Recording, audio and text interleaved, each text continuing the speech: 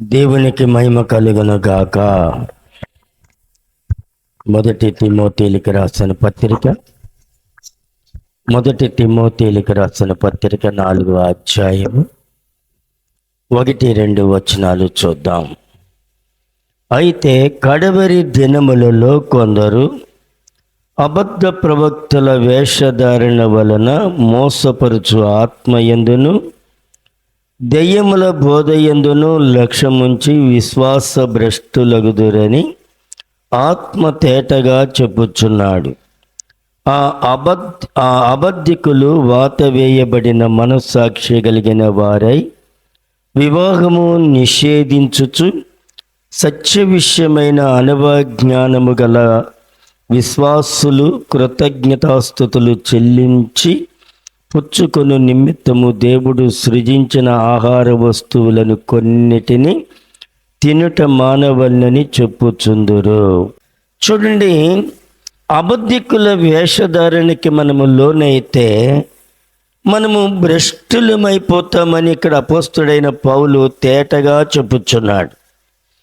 ఆ అబద్ధికులు వాత వేయబడిన మనస్సాక్షి కలిగిన వారై, ఏంటి వారికి ఏమి లేదంట, మనస్సాక్షి లేని వారై ఉన్నారంట. అందుకని అపోస్తుడు పౌలు అంటాడు, నేను నేటి వరకు మంచి మనస్సాక్షి కలిగిన వాడనై అంటాడు.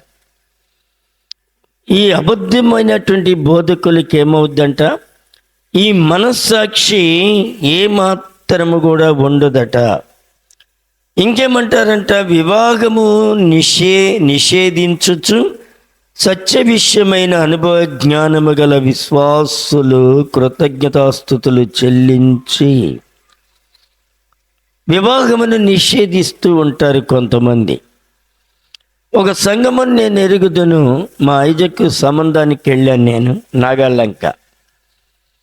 వెళితే అక్కడ ఏమండి మా పిల్ల వివాహం చేసుకోకూడదండి, వివాహం చేయమండి, మేము ఆ పిల్లని వివాహం చేయకూడదని నిశ్చయించుకున్నాం.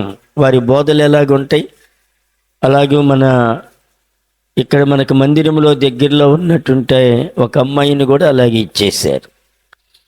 అలాగే వివాహం ఉండదు. ఇక వివాహం లేకుండా ఏమండి ఆ మందిరానికి యవనస్తులు ఎంతమంది వెళ్తే అంతమందికి వివాహాలు లేకుండా వారిని సేవని అటో ఇటో ఒకటి పంపిస్తూ ఉంటారు. వివాహము చేసుకోవద్దని బైబిల్ చూడడం లేదు. మీరు విస్తరించి భూమిని నిండించండి, దాన్ని లోపర్చండి అన్నాడు. కాబట్టి ఇక్కడ చివరి దినముల్లో అబద్ధికుల వేషధారణ మోసపరుచు ఆత్మల యందును దెయ్యముల బోధ యందును. చూడండి, దెయ్యముల యొక్క బోధ ఇక్కడ పౌలు చెబుతున్నాడు. దెయ్యముల బోధ, దెయ్యము కూడా బైబిల్ అంతా తెలుసు. యేసు ప్రభుని ఏమండి అపవాది తోడుకుని అరణ్యములోనికి పోయినప్పుడు దెయ్యము బోధ చేస్తుంది. 91వ కీర్తన యేసు ప్రభుకే చెబుతుంది, అయ్యా నువ్వు ఇక్కడి నుంచి దుముకము, నిన్ను తమ చేతులతో ఎత్తి పట్టుకుంటారు, నీ పాదములకు రాయి తగలకుండా తమ చేతుల మీద ఎత్తి పట్టుకుంటారు అని చెబుతుంది అపవాది.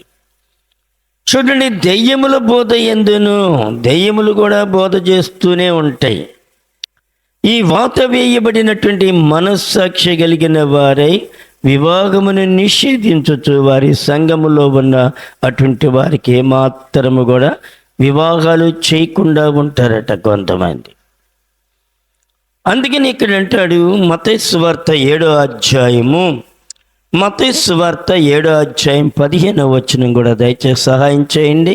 అబద్ధ ప్రవక్తలను గూర్చి జాగ్రత్త పడుడి, వారు గొర్రెల చర్మమును వేసుకొని మీ యొద్దకు వత్తరు, కానీ లోపల వారు క్రూరమైన తోడేండ్లు అన్నాడు. ఇక్కడ ఎవరంట వారు? క్రూరమైనటువంటి తోడేళ్ళు. ఇది ఎలాగ మనం కనిపెట్టగలం వారిని? వారితో మనము ఒక పాస్టర్ గారు మా ఇంటికి వచ్చారు ఆరంభ దినాల్లో. మేము మొదటగా వెళ్ళింది ఎల్ఎఫ్కి వెళ్ళాం. తర్వాత ఒక సంఘం ప్రేరేపించబడి అమ్మో ఇది కఠినమైన భక్తి, ఇది మనం చేయలేమని నా తల్లిగారు మానేసింది. నాకు 11వ సంవత్సర వయసు. ఆమె ఆయన బోధ ఇప్పుడుకన్నప్పుడు చాలా కఠినమైన బోధ అది. ఎవరైనా ఉంటే బొట్టి పెట్టుకొస్తే ఊరుకునేవాళ్ళు కాదు. చితారామమ్మ బొట్టి పెట్టుకున్నావు జాగ్రత్త అని ఇలాగ పేరు పెట్టి ఆయన పిలిచి చెబుతుంటే, అమ్మో బొట్టు తీసేస్తే నా భర్త చనిపోతాడు, అది హైందవ సిద్ధాంతం కాబట్టి మా అమ్మగారు అలాగే ఇక లాభం లేదు, ఇక్కడికి మనము వెళితే బొట్టు తీసేయమంటున్నాడని చెప్పి మానేస్తే అందరం ఇంటి దగ్గరే ప్రార్థన చేస్తుంటే ఒక సంఘం ఆయన పరిచయం అయ్యాడు. పరిచయం అయితే ఆ సంఘానికి వెళుతూ ఉండేవారం. ఆ సంఘానికి మేము వెళ్ళక ముందే ఒకసారి మీటింగులు పెడితే ఆ మీటింగులకి మా అమ్మగారు మా అక్కయ్య వాళ్ళు వెళ్ళారు. వెళితే క్రొత్తగా వచ్చినటువంటి వారు మీ పేర్లు ఇవ్వండి, చేతులు ఎత్తండి అంటే వీళ్ళు చేతులు ఎత్తారు, పేరు ఇచ్చారు. ఆ మరునాడే బ్యాగులు వేసుకుని మా ఇంటికి దిగారు. దిగమ్మా మీరు ఎలాగొచ్చారండి మీరంటే, మీరు మీటింగ్కి వచ్చారు కదా, మీరు చెయ్యెత్తారు కదా, మీ పేరు ఇచ్చారు కదా, అంతేగాని మేము గృహ దర్శనాలకు వచ్చాం అని చెప్పినప్పుడు అబద్ధ బోధకులు ఉన్నారని బైబిల్ చెబుతుంది కదండి. అంటే అమ్మ మీరు మాతో కొంచెము స్నేహం చేస్తే మేము ఎలాంటి వారమో మీకు అర్థమవుద్ది అన్నాడు ఆయన. ఎలాంటి వారు అని అర్థమవటానికి బొలుపు మాడిపోయిన బొలుపు వెలుగు చూపుతాయా? గుడ్డివాడికి దారి చూపుతాడా? చూపలేడు. కాబట్టి మేము గుడ్డివారము, ఆయన గుడ్డివాడే కాబట్టి ఆయనతో స్నేహం చేస్తే ఏమనిపించింది? లోకమంతా ఇంతే కదా, కాబట్టి దొందే అన్నట్టుగా అయిపోయింది మా జీవితం. చూడండి, ఎందుకనంటే మనం ఎలాగో కనిపెట్టగలము అబద్ధ బోధకులు లేకపోతే నిజమైనటువంటి బోధకములని ఎలా కనిపెట్టగలమంటే ఒకే ఒకటి, అబద్ధము వారి జీవితంలో కనబడుతూనే ఉంటుంది. మీరు పరీక్షించండి ఎవరినైనా. అబద్ధము అనేది మొట్టమొదట వారి జీవితంలో కనబడుతూ ఉంటుంది. రెండవదిగా అపవాది క్రియలు వారిలో కనబడుతూ ఉంటాయి. అపవాది క్రియలు ఎందుకనంటే మేము కూడా అదే స్థితిలో ఉన్నాము, లోకంలో ఉన్నాం, పాపంలో ఉన్నాం, అన్యాచారములో ఉన్నాం కాబట్టి మాకేమీ తెలియలేదు. పర్వాలేదు గంటకు దగ్గ బొంత అనుకున్నామే కానీ ఇది ఆత్మరక్షణ ఇవ్వగలదా అనేటువంటి జ్ఞాన గ్రహింపు లేదు ఆ దినాల్లో. ఎందుకు లేదు? వాక్యం లోతు లేదు ఇక్కడ. ఎప్పుడు లోతు వస్తాయి? మారు మనసు పొందిన తర్వాత లోతు వస్తుంది. ఆ లోతు వచ్చినప్పుడు నువ్వు ఎదటి వ్యక్తిని నువ్వు గమనించగలుగుతావు, లేకపోతే నీ జీవితంలో గమనించలేవు. ఒకటి అబద్ధమైనది వారిలో కనబడుతూనే ఉంటుంది. అందుకని అంటాడు 44:8-44 యోహాను సువార్తలో అంటాడు, మీరు మీ తండ్రి అపవాది సంబంధులు, వాడు ఆది నుండి నరహంతకుడై ఉండి సత్యమందు వాడు నిలిచిన వాడే కాడు, వాడి యందు సత్యమే లేదు. వాడు అబద్ధమాడినప్పుడు తన స్వభావమును అనుసరించుచూనే మాట్లాడును. చూడండి, అందుకనే వాడి స్వభావం ఎలాగుందో నువ్వు చూడాలి. మొట్టమొదట వాడిలో ఎప్పుడైతే నీకు అబద్ధం కనపడదో వాడి దేవుని బిడ్డగాడని నువ్వు గ్రహించాలి. అందుకని మనం దొందుగా ఉండకూడదు. ఎప్పుడు కూడా సరైనటువంటి భక్తి నా జీవితంలో చేయాలి. ఆయన యొక్క అబద్ధాలను మేము గ్రహించగలిగామా? నా పెళ్ళి హైందవ పెళ్ళి అయితే పాపం ఆయన పిలవంగానే పాపం వచ్చేసాడు పెళ్ళికి. ఒక సంఘస్థుల్ది వైకుంఠపురంలో పెళ్ళి, గుళ్ళో పెళ్ళి అయితే అక్కడికి కూడా వెళ్ళిపోయాడు పాపం ఆయన. ఎంత మంచివాడండి! మీ పాస్టర్ గారు ఊరుకోరు కదా, ఊరుకుంటాడా? ఊరుకోడు. కానీ ఆయన అయితే పాపం దగ్గరుండి చేస్తాడు. చాలా మంచివాడు కదా. చూడండి, అలాగూ మన జీవితంలో అలాగుంటూ ఉంటాయి. ఒక దొరగారు వచ్చి మీటింగులు పెడితే ₹1 ఖర్చుకి ₹100 రాసి బిల్లు చేసుకుంటూ ఉంటారు. వారు చాలా మంచోళ్ళు కదా. అవసరమైతే నీకు ₹1 పారేస్తారు.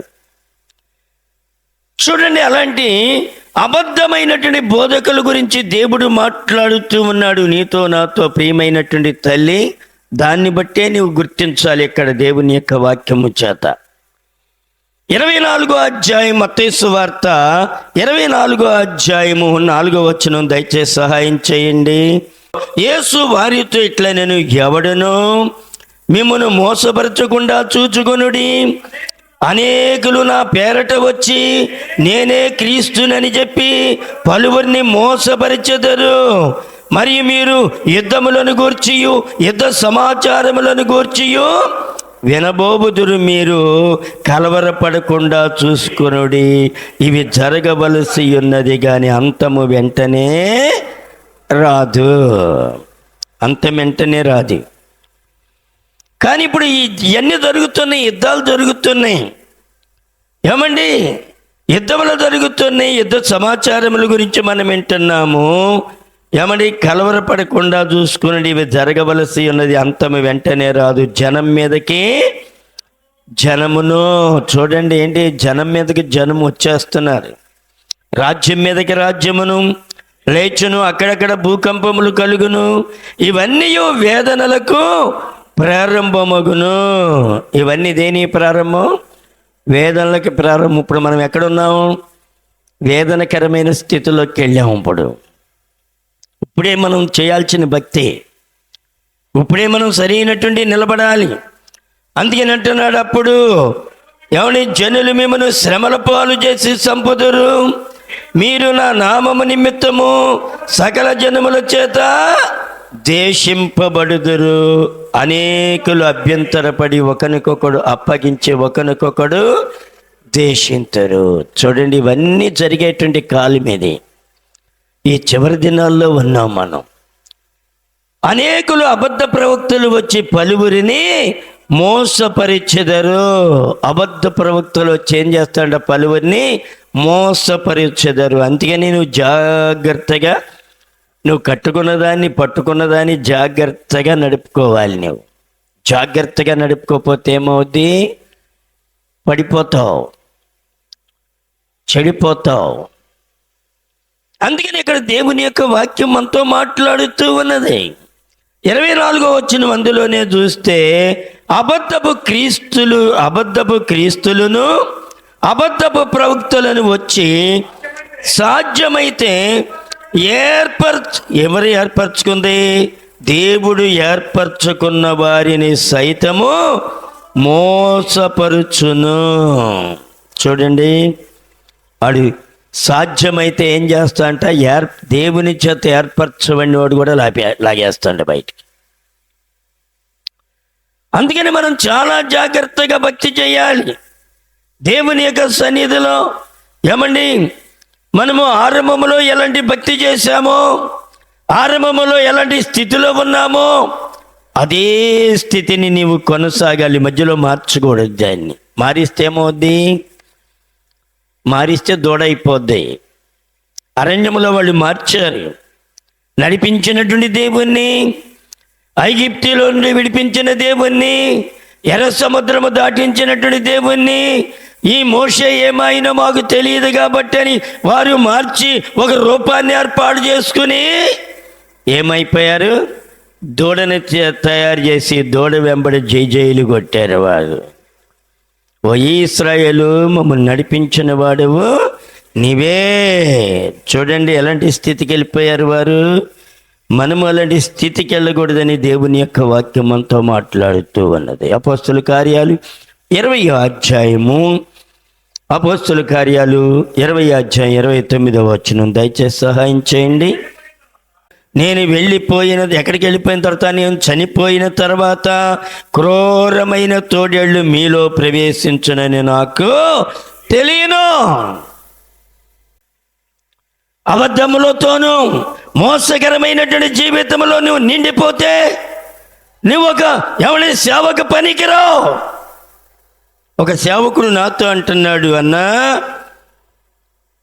ఈ స్థలము నేను కొన్నాను, ఇదిగో ఇవన్నీ నేను కట్టించాను. వారు వచ్చి అడిగారు, అయ్యా ఈ స్థలం కాగితాలు తీసుకురమ్మంటే, అయ్యా నా దగ్గర లేదు, ఇది నాది కాదు, ఎవరో ఒక ఆయన కొన్నాడు, ఆయన పేరు ఉన్నాయంటే ఆ కాగితాలు తీసుకురంటే లేవండి, ఆయన ఎక్కడో నెల్లూరులో ఉన్నాడండి, ఇప్పుడు రాడండి అని చెప్పానన్నా. అబద్ధం కాదా? ఆయన పేరు రిజిస్టర్ అయింది, ఆయన పేరే అన్నీ ఉన్నాయి, ఆయన పేరే ఉన్నాయి. ఏమని చెబుతున్నాడు? మరి ప్రసంగం బల్లల బద్దలు కొడితే నీకేంటి? నీ మనస్సాక్షి ఏమైపోయింది? చచ్చిపోయిందా? చచ్చిపోయిన భక్తి చేయగలుగుతున్నావా? నువ్వు బ్రతికున్న భక్తి చేయగలుగుతున్నావా? మనము కూడా దానిలో నివాసం చేయాలంటే ఒకే ఒక్క అబద్ధం ఆడితే అయిపోయేది. ఆ దినమున ఒకే ఒక్క అబద్ధం ఆడితే అయిపోయేది. నా మనస్సాక్షిని నేను చంపుకోలేను. ఒక ఆయన అన్నాడు, ఒక సేవకుడు, అయ్యా నీకు వచ్చినట్టునే అమౌంట్ని ఈ మందిరం స్థలం కని ఉంచే దానిలో సగం అమౌంట్ ఆయనకి ఇచ్చి ఆయన కాళ్ళ మీద పడు. కాళ్ళ మీద పడితే నువ్వు మరలా దానిలోనే కొనసాగుతావు. ఎవడి కాళ్ళ మీద పడాలి? దేవుని కాళ్ళ మీద పడాలి, మనుషుల కాళ్ళ మీద కాదు పడేది. మనుషుల కాళ్ళ మీద పడితే ఏమవుద్ది? ఏమండి, నీ భక్తి అంతా ఊడిపోద్ది. దేవుని యొక్క శక్తిని పోగొట్టుకుంటావు, ఆయన బలాన్ని పోగొట్టుకుంటావు, ఆయన ప్రభావాన్ని పోగొట్టుకుంటావు. భ్రష్టులమైపోయే పరిస్థితి కలుగుద్ది మనకి. దేవుడు నిన్ను వాడుకునేది మనుషులు కాదు. ఎప్పుడైనా నేర్చుకోవాలి నీవు. మనుష్యుడు ఎవడండి వాడుకోవడానికి? ఒక్కొక్కడు అంటాడు, నేను కదా నిన్ను వాడుకునేది, కాబట్టి నాకు ఇది చెయ్యి, నన్ను వెంబడించు, నీ మీద ఏక వాలకుండా చేస్తాను. మనుష్యులను నమ్ముకునేవారు ఒకనాటికి మాయమైపోతారు. ప్రియ తల్లి, దేవుని చిత్తము చేయవాడు నిరంతరము జీవించను. దేవుని కొరకు బ్రతకడం నేర్చుకోవాలి, దేవుని కొరకు జీవించడం నేర్చుకోవాలి. అప్పుడు నీ జీవితము గొప్ప ఆశీర్వాదకరంగా మారుతూ ఉంటుంది. ఎంత అనుభవంతో చెబుతున్నాడు ఆయన పౌలు గారు. వారు మందను కనికరింపరు, మరియు శిష్యులను తమ ఎంట ఈడ్చుకొని పోవల్లని వంకరి మాటలు పలుకు మనుష్యులు మీలోనే బయలుదేరుదరు. ఎవరిలో బయలుదేరుతారంట? వంకరి మాటలు పలుకు మనుషులు మీలోనే బయలుదేరుదరు. కావున నేను 3 సంవత్సరములు రాత్రింబవళ్ళు కన్నీళ్లు విడుచుచు ప్రతి మనుష్యునికి మానక బుద్ధి చెప్పి తినని మీరు జ్ఞాపకము చేసుకొని మెలకుగా ఉండుడి. పౌలు అంటున్నాడు, నేను కన్నీళ్లు విడుచుచు. ఎన్ని సంవత్సరాలు ఏడ్చాడంటే అండి? 3 సంవత్సరాలు ఏడ్చాడంటండి కన్నీరు విడిచి. ఎప్పుడండి? రాత్రి పగలు. రాత్రి పగలు కన్నీరు విడిచి ఏడ్చుచూ ఉన్నాడటండి. ఏమండి, మానక నేను ప్రార్థన చేశాను అని అపోస్తుడైన పౌలు మాట్లాడుతూ ఉన్నాడు. రోమీలకి రాసిన పత్రిక 16వ అధ్యాయము, రోమా 16:17. సహోదరులారా, మీరు నేర్చుకొనిన బోధ. ఏమి నేర్చుకున్నారు మనం? ఆరంభము నుండి ఏమి నేర్చుకున్నాం? ఏమి వింటున్నాం? యూట్యూబ్ ఆ ట్యూబ్ వచ్చి అసలు యూట్యూబే కొట్టుకుపోయింది. ఏ ట్యూబ్ అండి? ఆ ట్యూబ్ ఈ ట్యూబులు అన్ని ట్యూబులు పెట్టుకుని ఉన్న ట్యూబే పోగొట్టు వేస్తున్నాం కదా. ఇన్నదేంటి? ఆరంభ దినంలో నీ మెట్టేంటి? ఆరంభ దినములో నీ ప్రార్థన ఏంటి? ఆరంభ దినములో నీ విశ్వాసం ఏంటి? ఆరంభ దినములో నీ త్యాగం ఏంటి? ఆరంభ దినములో ఎలాగుంది?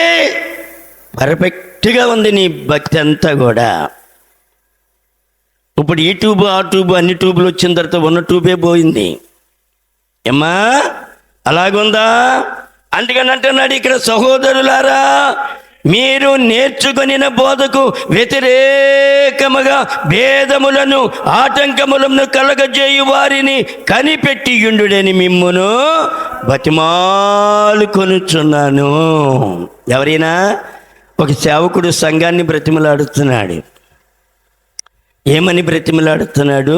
ఆరంభము నుండి మీరు ఏ బోధ అయితే నేర్చుకున్నారో, ఏ బోధ అయితే విన్నారో, దానికి వ్యతిరేకమైనటువంటి బోధన కానీ ఆటంకములు కలుగజేయ వారిని కానీ మీరు కనిపెట్టి ఉండండి అని చెబుతున్నాడు ఆయన. కనిపెట్టావా? ఇది భక్త్యా కాదని కనిపెట్టావా? ఏదైతే ఏమైంది పాటేగా, ఏదైతే ఏముంది వాక్యమేగా, ఏదైతే ఏముంది ఏదైతే ఏముంది ఏదో ఒకటి తినరాదు. అమ్మా, మంచి కావాలి, తినడానికేమో మంచి కావాలి, కట్టుకోవడానికేమో మంచి కావాలి, త్రాగటానికేమో మిల్లర్ వాటరే కావాలి, ఏ వాటర్ పనికిరాదు. మరి భక్తి విషయంకి వచ్చాడు, ఏదో ఒకటిలేండి రేపు పొద్దున్న నరకం పరలోక రాజ్యం ఉంటే ఏదో ఒకటిలేండి అన్నట్టు వెళ్తావా? ఏదో ఒకటిలేండి పోతానులేండి, ఇదైతే దగ్గరగా ఉంది. ఎవరు వెళ్ళారు దగ్గరగా ఉందని? లోతు వెళ్ళాడు తగలబడేదానికి. ఏదో ఒకటిలేండి దగ్గరగా ఉంది కదా అని తగలబడేదానికి పోయాడు. నువ్వు అలాగే పోకూడదు. నువ్వు విన్నదాన్ని, చేపట్టిన దాన్ని గట్టిగా నువ్వు పట్టుకొని దాన్ని కొనసాగితే నీకు మంచి లైఫ్ ఉంటుంది. ఈ ట్యూబ్ ఆ ట్యూబ్లో లేదు లైఫ్. కనిపెట్టగలుగుతున్నావా? కనిపెట్టే మనసు ఉందా నీకు? దొందులేగా ఉన్నావా? ఏమంటున్నాడు ఇక్కడ? కనిపెట్టి ఉండడని మిమ్మల్ని బతిమాలు కొనుచున్నాను, వారిలో నుండి తొలగిపోవుడి. ఎవరిలో నుండి తొలగాలి? భేదములు కల్పించేటువంటి వారు, వ్యతిరేకంగా మాట్లాడేటువంటి వారి నుండి నీవు నేను తొలగిపోవాలి. తొలగిపోతున్నావా? అపవాది అంత చక్కగా వేస్తాడండి బాణవాడు. చెట్టు అయిపోయినట్టే వేస్తాడు, మోటేసినట్టే వేస్తాడు వాడు. నేను భక్తి నేర్చుకునేటువంటి టైంలో ఒకరోజు షాపు తీద్దామని వెళుతున్నాను మందిరం దగ్గర నుంచి. 24 గంటలు మందిరంలో పని అంతా నాకే చెప్పాలి, వారి ఇంటిలో పని అంతా నాకే చెప్పాలి. ఆ పనులన్నీ నేనే చేసేవాడిని. ఇంట్లో కూరగాయలు లేకపోయినా, తవుళ్ళు లేకపోయినా, పొలాలు లేకపోయినా. అబద్ధం చెబితే బైబిల్ బట్టి చెబుతున్నాను నేను. అబద్ధం చెబితే నాకే కరెంట్ స్టాక్ కొడద్ది. అన్నీ పొలం వెళ్ళాలన్నా పొలం వెళ్ళినారా అంటే పొలం వెళ్ళిపోవటమే. ఎక్కడ ఆముదాల పల్లెలో పొలం మంది అక్కడికి వెళ్ళిపోయేవాడిని. సేవకి వెళ్ళాలన్నా నేను బయట కాలు పెడితేనే ఆయన కాలు పెడతాడు. అలాంటి పరిస్థితిలో ఒక ఆయన వైఎస్ఎస్ ఆయన కేకబెట్టి, అబ్బాయి వెంకటేశ్వరరావు ఇలా రా అన్నాడు. వెళ్ళాను. ఏంటైంది అన్నాను. అబ్బాయి మీకేమీ పని పాట లేదా? నీకో భార్య పిల్లలు ఉన్నారు, నీకు మంచి షాప్ ఉన్నది, వెళ్ళి 24 గంటలు వెళ్ళి మందిరం అనుకుంటా వాళ్ళకి ఊడిగం చేస్తూ ఉన్నావు. వాళ్ళ పిల్లలేమో రోడ్డు ఏమిటే గాలిగా తిరుగుతున్నారు. బుద్ధి లేదా నీకు అని అడిగాడు. అప్పుడు ఏమనిపించింది? కరెక్టే, అది వాస్తవమే, అది తప్పులేదు ఆయన మాట్లాడిన దాంట్లో. కానీ నన్ను వెనక్కి లాగాలి అపవాది. నన్ను వెనక్కి లాగితే నా జీవితం అక్కడే ఆగిపోయి ఉండేది. వాస్తవంగా ఆయన చెప్పింది కరెక్టే. ఇక్కడ చూస్తేనేమో దేవుడు కావాలి. ఏం చేయాలో నాకు అర్థం కాలేదు. వారం రోజులు మదన పడ్డాను. లాస్ట్లో ఒక ప్రార్థన చేశాను, ప్రభా నీ చిత్తం మాత్రమే జరిగించండి, ప్రభా నీ చిత్తము మాత్రమే జరిగించండి అని ఎప్పుడైతే ప్రార్థన చేశానో అప్పుడు ఆ మనసులో ఉన్న అపవాది తిన్నటువంటి గురుగులన్నీ మాడి మసి అయిపోయినాయి. ఈ జీవితంలో అపవాదికి తావిస్తున్నాను. అందుకని నీ జీవితంలో ఎదగలేవు, సరైనటువంటి బోధన పట్టుకోలేవు, నువ్వు సరైన స్థితిలో నువ్వు భక్తి చేయలేవు. ప్రియ తల్లి, నువ్వు నేర్చుకున్న దాన్ని కాపాడుతాం. దాన్ని కాపాడి భక్తి నేర్చుకుంటే చాలా శ్రేయస్కరం. అందుకని అంటున్నాడు ఇక్కడ, ఏమంటున్నాడు? అట్టి వారిలో నుండి తొలగిపోవుడి. అట్టివారు మన ప్రభువైన యేసుక్రీస్తునకు గాక తమ కడుపునకే దాసులు, వారు ఇంపైన మాటల వలనను ఎచ్చక మాటలను నిష్కాపటుల మనస్సులను మోసపుచ్చుదురు. ఏం చేస్తారమ్మ వారు? నిన్ను మనసును చెరిపేస్తారు, గలిబిలి చేసేస్తారు. నేను అపవాది ఏదైనా తోటలో శుభ్రంగా ఉంటున్నారు కదా అవ్వాదాములు, అక్కడికి వెళ్ళి అంటున్నాడు, ఇది నిజమా? ఒక్క పొల్లేసింది. మంచి కాపురంలో ఒక పొల్లేస్తే కాపురం ఉంటుందా? చక్కగా ఆలు మగలు బాగా ఉంటున్నారు, ప్రేమతో ఉంటున్నారు, చాలా బాగా ఉంటున్నారు.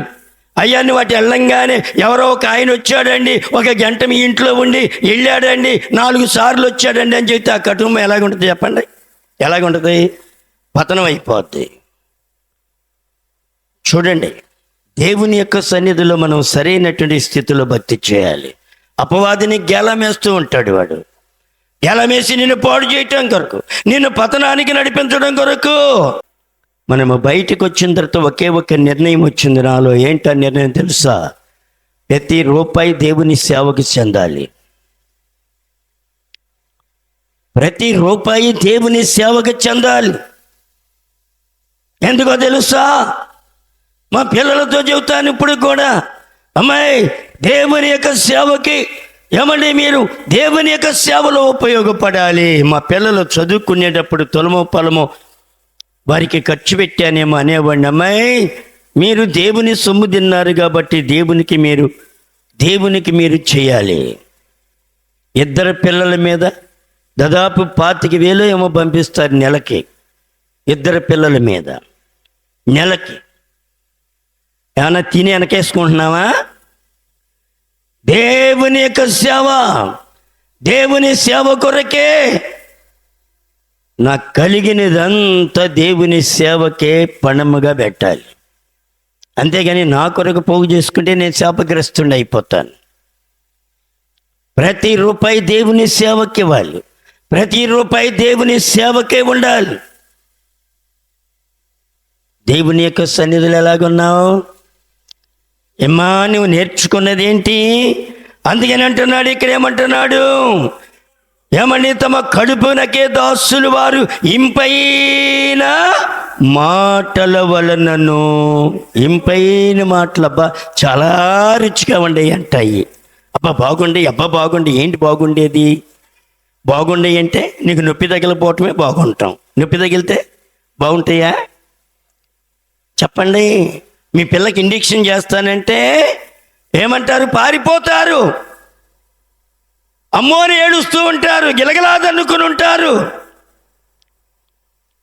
హోమియో మెడిసిన్ అమ్మ అక్కడ ఇప్పిస్తాను పదంటే ఆ గోళీలు ఏమండి పంచదార గులికిలు కాబట్టి ఏం చేస్తారు? పంచదార గోళీలు కాబట్టి నీకన్నా ముందు బయలుదేరుతారు వాళ్ళు. వాళ్ళకేముంది? చాలా బాగున్నాయి, దానికి నొప్పి లేదు, కానీ ఎప్పుడుకో తగ్గుద్ది. అది ఒక ఇంజెక్షన్ చేపిస్తే ఏమిటే తగ్గుద్ది. నీకు ఇంజెక్షన్ వద్దు, ఇంపైన మాటలు కావాలి. ఒక ఆమె రేపల్లో నా భార్య, మన రేపల్ తిమోతి భార్యతో అంది, పాస్టమ్ గారి పార్టీయా నువ్వు నా పార్టీ ఏమని అడిగిందంట. ఏంటి మరి పార్టీలు ఎప్పుడు పెట్టుకున్నారు? మరి మందిరంలో 2 పార్టీలు ఉంటాయా? తెలుగుదేశం టీడీపీ, తెలుగుదేశం వైఎస్ఆర్. బయట ఉంటాయి, లోపల ఎందుకోండి. ఆమెని నిలేసి ఏం మాట్లాడింది? నువ్వు పాస్టమ్ గారి పార్టీయా నా పార్టీ అని అడిగింది. నాకు ఆమె వచ్చి చెప్పింది, ఏమండి పలానా అమ్మాయి ఇలా మాట్లాడుతుందండి అని. తర్వాత మన కారాం దగ్గరకు వచ్చి అక్కడే కొన్ని మాటలు మాట్లాడింది. ఒకరోజు ఇక్కడే మందిరం బయట పట్టుకుని అడిగాను, ఏందమ్మా ఎప్పుడు పెట్టావు పార్టీ? కొత్త పార్టీ పెట్టావా మందిరంలో అని అడిగాను. మీకు ఎవరు చెప్పారు? నువ్వు చెప్పిన వాళ్ళు చెప్పారు అని చెప్పినప్పుడు ఆమె ఏమీ మాట్లాడలేకపోయింది. వరస పెట్టి ఆమె అడిగినవన్నీ, ఆమె చెప్పినవన్నీ ఎవరెవరికేం చెప్పిందో మొత్తం ఆమె అడిగాను. ఇక్కడ ఈ గేటు ముందే అడిగాను. నిలవలేకపోయింది, మన దగ్గర నిలవలేక వెళ్ళిపోయి బయటికి వెళ్ళిపోయి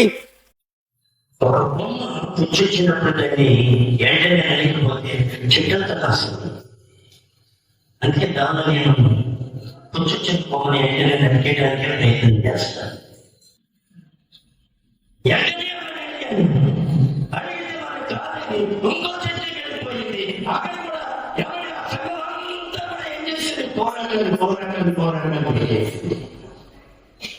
అక్కడ కూడా పోరాటాలు వెళ్ళిపోయింది. ఆమెని అవమానం సంఘంలోకి రాబోతున్నారు. అక్కడికి వెళ్ళిపోయింది, ఇంకో సంఘానికి అక్కడ అయిపోయింది. ఏకవతలకి వెళ్ళింది. ఏమన్నా ఏకవతలకి వెళ్ళిపోయి 3 సంవత్సరాలు ఏమన్నా వారానికి ఒక రోజు వచ్చి డ్యాన్స్ చేయడం, ఇంకో డ్యాన్స్ చేయడం, గత డ్యాన్స్ చేయడం. ఈ పరిశుద్ధాత్మ దిగిపోతుందంటే అక్కడ దిగిపోతుంది. మన మందిరాన్ని 3 సంవత్సరాలు కలవచ్చింది. ఓర్చుకున్నాను, సహించాను. ప్రతిదీ ఓర్చుకోవడం మనకి చాలా శ్రేయస్కరం.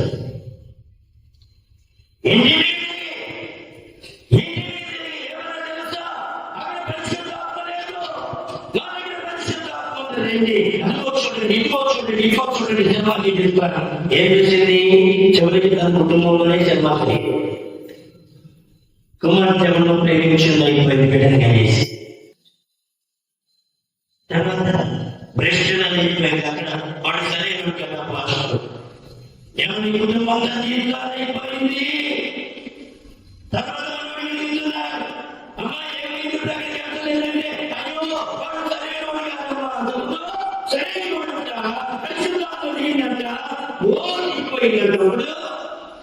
ఇప్పుడు వాడు సరైన అంట. ఎంతమంది ఎంత నీకు సరైన గ్రహింపలేకపోతే, నీ జీవితంలో సరైన గ్రహింపలేకపోతే ఎప్పుడేంటి ఏమంటే భ్రష్టులైపోయిందంటే ఏ సంఘానికి ఎనలేవు, దౌర్భాగ్యం అయిపోయింది. ఇలాంటి వారికి నేను ప్రయత్నం చేయకూడదు. దేవుని యొక్క సన్నిధిలో మిమ్మల్ని 20 గంటలు భక్తి చేయి. దేవుని యొక్క శక్తిని చూడు, దేవుని యొక్క బలమును చూడు, ఆయన ప్రభావాన్ని చూడు. దేవుడు నిన్ను బలపరుస్తాడు, నిన్ను ఉన్నతమైన స్థితికి తీసుకుని పోతాడు ఆయన. అమ్మా అందుకేనన్నాడు, ఎవరి విధేయత అందరికీ ప్రచోదమైనది కనుక మీరు వచ్చి సంతోషించుతున్న ఒక దైవజనుడు నేను గురించి సంతోషించాలంటే నీ విధేయతే. నీ అవిధేయతను బట్టి ఎదుగుతూ ఉంటాడు దేవుడి సేవకుడు, విధేయతను బట్టి సంతోషిస్తూ ఉంటాడు. విధే నేర్చుకో. మన జీవితంలో విధేయత అనేది చాలా అవసరమైనది. అందుకనే చూడండి,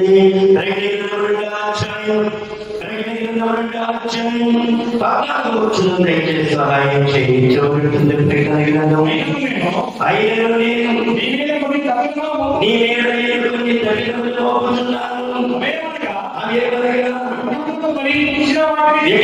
భరించిన వాటిని జాగ్రత్త చేయనట్లను ఇశ్రాయేలుకు ఉరియడమని నేర్పిన బిలాము బోధను అనుసరించు వారు మీలో ఉన్నారు. అటువలే నికోలాయితుల బోధ యందును వారు మీలో ఉన్నారు. కావున మారు మనసును లేని యెడల నేను మీ యొద్దకు త్వరగా వచ్చి నీ నోట నుండి నా నోట నుండి వచ్చు ఖడ్గము చేత వారితో యుద్ధము చేసేదను. ఏమంటున్నాడమ్మా? అయినను నీ మీద కొన్ని దప్పినములు మోపవలసి అన్నదట. ఏ సంఘం ఇది? ఖడ్గములో ఉన్నట్టు ఇస్తాను. ఈ సంఘంతో మాట్లాడుతూ ఉన్నాడు దేవుడు. ఏమంటున్నాడు ఇక్కడ? ఏమని? అయినను నీ మీద నేను కొన్ని దప్పినములు మోపవలసి వచ్చినది దేవనగా వేగములకు వరించి వాటిని తినట్లను. చాలా మంది యూట్యూబ్ పెట్టమని అంటాడు, తింటే ఏంటంటారు. ఎంత బాధండి. ఒకటి అంటాడు, మొన్న ఆడేదో ఆయనలో చచ్చిపోయాడు, ధ్యానం చేస్తున్నాడు, కాబట్టి నీకేమైంది, నువ్వే తినేసేయి అని చెబుతున్నాడండి. ఎంతమంది మంది తింటారు కదా తెచ్చినాడు. ఇదే పోతా ఆడిపోతే తిన్నావు. ఏమని? ఆడు చచ్చిపోతాడంట, ఏమని తినొచ్చని చెబుతున్నాడు. ఏమని? ఇవే మన జీవితంలో నాశనం చేసి బిడ్డకి వెళ్ళిపోవచ్చు. ఏమని? ఏదైనా చేసేయండి, ఏదైనా పెట్టుకోండి, ఏదైనా తినేయండి. ఈ బోధన అనుసరిస్తారా?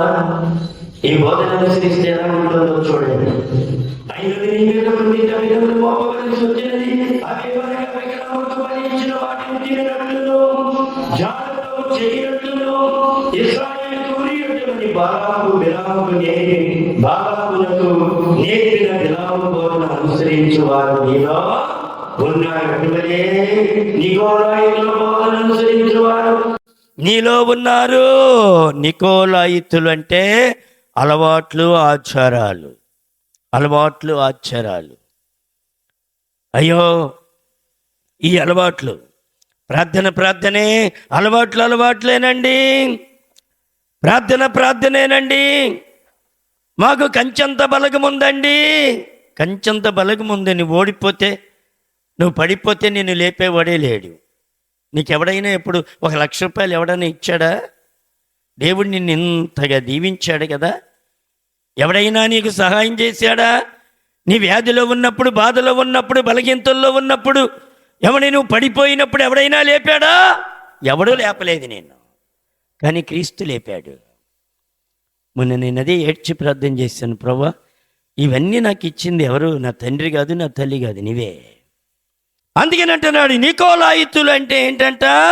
అలవాటు, ఆచారము, ఏమండి ఇవన్నీ కూడా రాను రాను వాటిని బలపరిచేటువంటి బోధలు అన్నమాట. వీటిని బలపరిచేటువంటి బోధలు, బిలాము బోధ, ఏమండి నికోలాయితుల బోధ. ఈ బోధలో నువ్వు దిగిపోతున్నావేమో. సంఖ్యాకాండం 31 16 వచనం మనం చూస్తే, బిలాము దేవుని బిడ్డలకు ఏమైపోయాడు తెలుసా? వ్యతిరేకముగా సలహా ఇచ్చినందువలన 24,000 మంది స్వాట్లో చచ్చిపోయారు. ఎవరి బోధ? బిలాము దేవుని ప్రవక్తే. ఏమి లేదు ఆయన దగ్గర, దేవుని యొక్క నీతి లేదు, యథార్థత లేదు. సలహా ఇచ్చాడు ఏమని?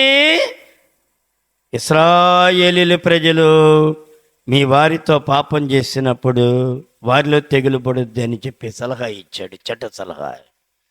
అందువలన ఏమైపోయింది? అందుకని బిలాము బోధ నీలో ఉండకూడదని చెబుతున్నాడు. 24,000 మంది స్వాటులో చనిపోయారు. సంఖ్యాకాండం 25 1, 2, 3 వచనాల్లో 9 వచనములో ఉంటుంది. ఏమండి 24,000 మంది చనిపోయారు. బిలాము ప్రవక్తే, కానీ దోపుకు ఎగబడి తప్పుడు సమాచారము దేవునికి విరోధముగా ఇచ్చినందువలన తాను చంపబడ్డాడు. ఎవరైనా దేవుని ప్రవక్తే కానీ చంపబడ్డాడు. దేవుడు ఏమండి మనం తప్పు చేస్తే సేవకుడైనా ఒకటే, విశ్వాసైనా ఒకటే. సేవకుడని ఏమీ సైడ్ చేయడు దేవుడు అనుకుంటున్నావేమో. సేవకుడని ఏమైనా సైడ్ చేస్తాడా? లేదు, సేవకుడైనా ఒకటే, విశ్వాస అయిన ఒకటే. బిలాము ఎందుకు చచ్చిపోయాడు? ఏమా దేవుని సేవకుడే కదా. అందుకనే 2 పేతురు గ్రంథము 2వ అధ్యాయం 15, 16లో మనం చూస్తే, బిలామంట తిన్నని మార్గము విడిచిపెట్టాడంట, దుర్నీతి వలన కలుగు బహుమానము కొరకు అతను ప్రేమించను, బహుమానమును ప్రేమించను అని ఉంటుంది అక్కడ వాక్యం. బిలాము ఏం చేశాడు? తిన్నని మార్గాన్ని వదిలిపెట్టేశాడు. ఆయన ఏదైతే నేర్చుకున్నాడో దాన్ని వదిలిపెట్టేశాడు. దేవుని యొక్క సన్నిధిని వదిలిపెట్టేశాడు, దేవుని యొక్క నీతిని వదిలిపెట్టేశాడు, దేవుని యొక్క యథార్థతను వదిలిపెట్టేసి ఏం చేశాడో తెలుసా? తిన్నని మార్గం విడిచిపెట్టి దుర్నీతి వలన కలుగు బహుమానమును అతను ప్రేమించాడట. అందుకనంటాడు యోధా 1:11 అంటాడు, అయ్యో వారికి శ్రమ. కయ్యూను నడిపించిన మార్గములో బిలాము నడిచినప్పుడు ఏమైంది? ఏమండి బిలాము తప్పు త్రోవ నడిచాడట. కోరాకు చేసినట్లు తిరస్కారమును ఏమని చేసి నశించిరి అని దేవుని యొక్క వాక్యం ఉంటుందండి. దేవుని యొక్క సన్నిధిలో మనము సరైనటువంటి రీతిలో భక్తి చేయాలి. సరైనటువంటి రీతిలో భక్తి చేయగలుగుతున్నావా? సైతాన్ ఏం చేస్తో తెలుసా? ముందు బయట నుండి హింసలు కలగజేస్తుంది. దేవుని బిడ్డలకి బయట నుండి హింసలు కలగజేస్తూ ఉంటాడు. బయట నుండి హింసలు అంటే ఏంటో తెలుసా? ఏమండి అన్యజనులు మన మీదకి రావడం, వీటిని అవలేలుగా జయించగలుగుతాం. మనందరం లోపల ఉన్నటువంటి వారి అందరము బలంగా ప్రార్థన చేస్తే బయటోడు ఎవడైనా మూసుకోవాల్సిందే. ఏంటది? అగ్ని, దేవుని యొక్క పరిశుద్ధాత్మ. అందుకని అంటున్నాడు ఇక్కడ, సైతానంట బయట నుండి ఏమని హింసల ద్వారా నాశనము చేయలేక ఏం చేస్తంట, లోపలికి దూరి ఆ సంఘమని, ఆ కుటుంబాన్ని పగలగొడటానికి చూస్తూ ఉంటుందట అపవాది. ఎక్కడండి? లోపలికి దూరి ఇప్పుడు యుద్ధం చేస్తాట వాడి పని అది. బయట యుద్ధము కంటే లోపల యుద్ధము చాలా ప్రమాదకరమైందంట. అది చాలా ప్రమాదకరమైంది. బయట నుండి చేస్తే ఏమవుతారు? విశ్వాసులందరూ కలిసి ప్రార్థన చేస్తారు. అపవాది ఓడిపోద్ది. లోపల నుండి అయితే ఏమవుద్ది? ఏమని లోపల మనం యుద్ధం చేసుకుంటే ఎవరు చచ్చిపోతారు చెప్పండి? ఇప్పుడు ఎవరు చచ్చిపోతారు? ఎవరు చచ్చిపోతారు? మనమే. మీరే చచ్చిపోతారు. మనం అందరం తలొక్కతి తీసుకుని ఇక్కడ యుద్ధం చేసుకుంటే ఎవరు చచ్చిపోయేది చెప్పండి? మనమే చచ్చిపోతాం.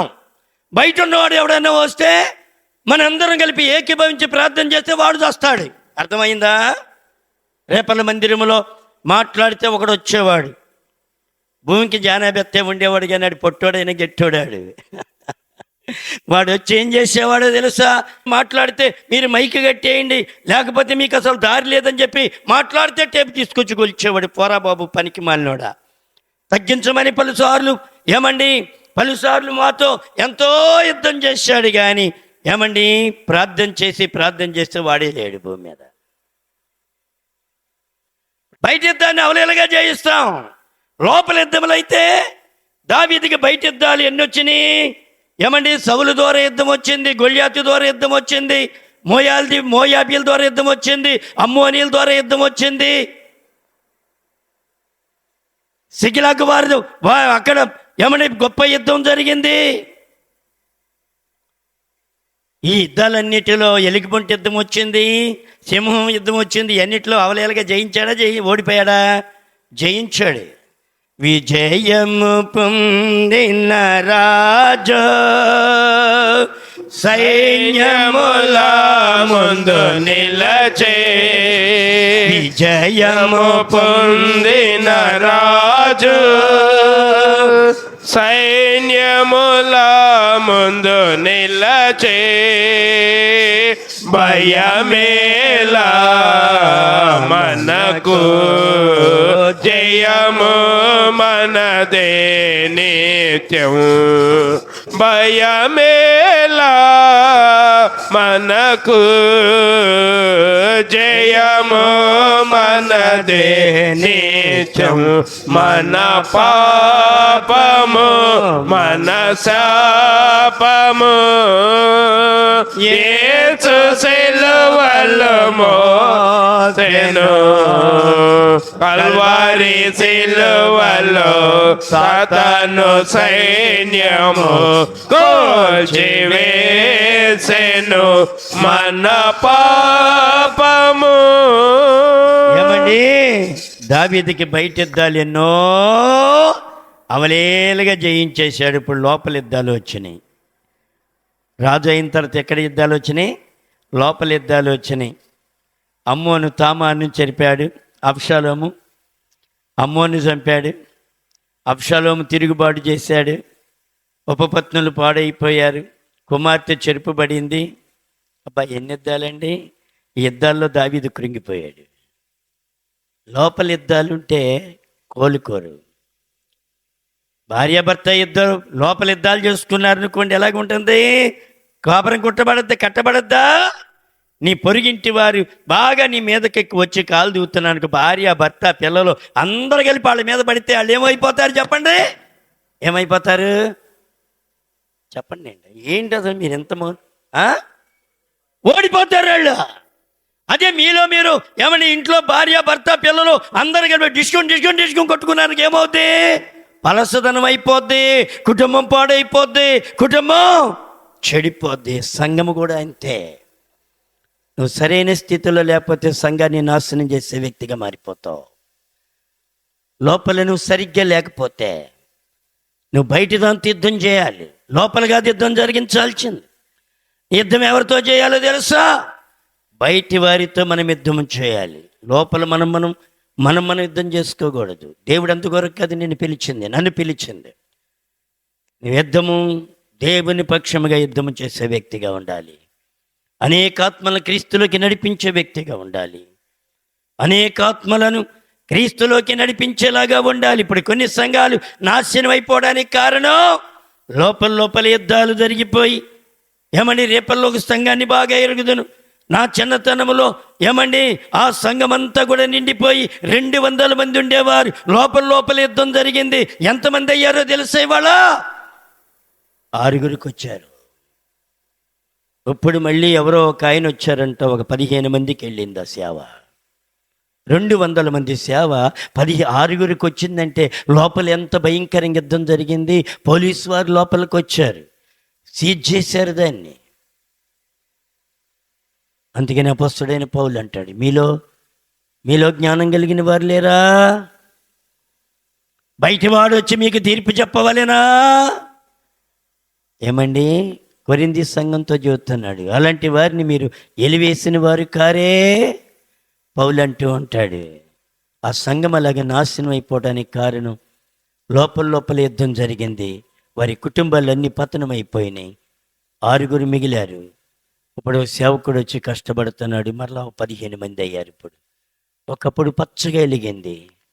ఒక సేవకుడు వచ్చాడు, చక్కగా ప్రసంగం చేసేవాడు, ఆత్మల కొరకు సంచేసుకుని 24 గంటలు తిరుగుతూ ఉండేవాడు, బహు కష్టపడుతూ ఉండేవాడు, బహు శ్రమపడుతూ ఉండేవాడు, రేయనక పగలనక కష్టపడుతూ ఆ సేవ కొరకు తన కన్నీరు విడుస్తూ ప్రార్థన చేస్తూ ఉండేవాడు. ఆయన కుమార్తె ఎవరినో ఒక యవనస్తుడిని ప్రేమించి అతనితో వెళ్ళిపోయింది. దానికి ఆయన సేవకుడు బాధ్యుడా? వెంటనే సంఘమంతా తిరుగుబాటు చేసేసింది. సంఘమంతా తిరుగుబాటు చేసి వారిలో వారి యుద్ధం చేసుకుని ఆ సేవకుడిని అక్కడి నుంచి తోలేసేవరికి నిద్రపోలేదు. ఏమైపోయిందో తెలుసా?